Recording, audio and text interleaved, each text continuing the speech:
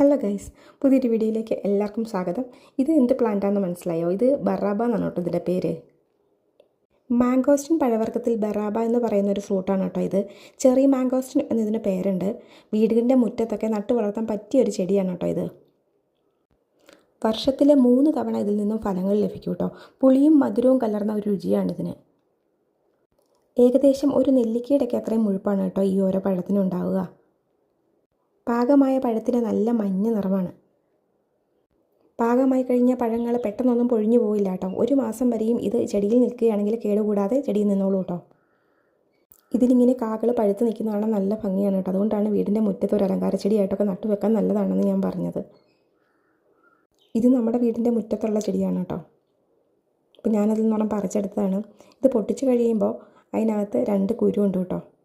അത് ഭക്ഷ്യയോഗ്യമല്ല. അതിൻ്റെ ബാക്കിയുള്ള ഭാഗമാണ് നമ്മൾ കഴിക്കേണ്ടത്.